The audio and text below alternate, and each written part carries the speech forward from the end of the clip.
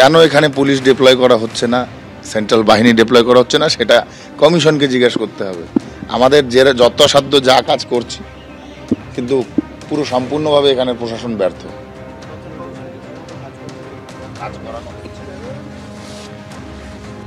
আমার এলাকায় খুব শান্ত এলাকা এবং আমার গ্রামের লোকেরা খুবই শান্তভাবেই সকলে ভোট দিয়ে ভোট করবেন। তো এখানে ঠিক আছে সব পরিবার নিয়ে ভোট দিতে।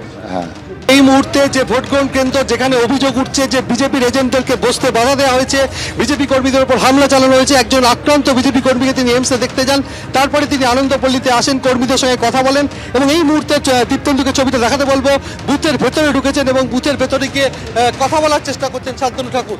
এবং সামনে যে প্রচুর লম্বা লাইন বুথের মধ্যে রয়েছে, এই যে আনন্দপল্লী সকাল থেকে অভিযোগ এজেন্টদের বসতে বাধা দেওয়া হয় এবং শাসক দলের বিরুদ্ধে অভিযোগ যে তাদের কর্মীদেরকে মারধর করা হয়েছে, বিজেপি কর্মীদেরকে, সেই খবর পেয়ে সরাসরি ভোট দেওয়ার পর ছুটে আসেন। এখানে কোনো গন্ডগোল হয়েছিল? এখন জানি না, আমি তো ভোটাররা যথেষ্ট আতঙ্কিত এবং তারা বলতে পারছেন না। তবে বিজেপি কর্মীদের অভিযোগ যে এখানে ভোট শুরুর পর থেকেই গন্ডগোল শুরু হয়, এজেন্টদের বসতে বাধা দেওয়া হয় এবং দীপ্তেন্দুকে ভেতরের ছবিটা দেখাতে বলবে। এই মুহূর্তে নিরাপত্তারক্ষীদের সঙ্গে নিয়ে শান্তনু ঠাকুর বিজেপি প্রার্থী, তিনি এই হরিণঘাটার যে সুসংগত শিশু বিকাশ প্রকল্পের যে অফিস রয়েছে, যেখানে ভোট গ্রহণ কেন্দ্র, সেখানে তিনি রয়েছেন এবং তিনি গিয়ে ভোট কর্মীদের সঙ্গে কথা বলছেন যে কী সমস্যা আপনার। যে অভিযোগ উঠছে যে এজেন্টদের বসতে বাধা দেওয়া হয়েছে, বিজেপি কর্মীদের মারধর করা হয়েছে, একটা সন্ত্রাসের পর অভিযোগ করা হয়েছে। কথা বলে নেব এখানকার স্থানীয় বিজেপি নেতৃত্বের সঙ্গে যে আজকে এই যে ঘটনা, আজকে কি অভিযোগ আপনার?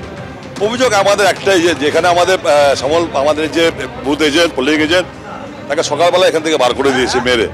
মানুষকে ভয় দেখাচ্ছে, মানুষের মধ্যে ভীতি সঞ্চার করছে। বলছে বিজেপিকে ভোট দিলে সকাল সন্ধ্যার সময় লাশ ফেলে দেবো। এ ধরনের হুমকি, ভয়, আমাদের লোকদের মার, আমাদের কেউ আছে যাদেরকে যে এখন সিরিয়াস ইনজোর্ড, আমাদের সমীর বিশ্বাস, আমাদের মন্ডলের জিএস তাকে সেই বিষয়ে ভর্তি আছে। করা হয়েছে। এই মুহূর্তে দেখতে পাচ্ছ যে শান্তনু ঠাকুর বাইরে বেরিয়ে এসছেন এবং তিনি কর্মীদেরকে ডাকছেন এবং কথা বলবেন এবং ভোট গ্রহণ কেন্দ্রে তিনি গেছিলেন এবং গিয়ে তিনি দেখে এলেন সরেজমিনের পরিস্থিতি। আপনি তো দেখলেন কি এবং শান্তনু ঠাকুর তুমি দেখছো যে বেরিয়ে আসছেন বিজেপি প্রার্থী। যে অভিযোগ তিনি সকাল থেকে পাচ্ছিলেন, সেই অভিযোগের ভিত্তিতে তিনি সরাসরি নাম্বারটা কত জানো?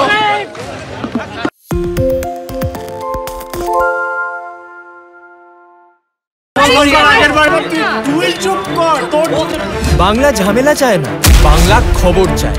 বাংলা খবর, বাংলার খবর।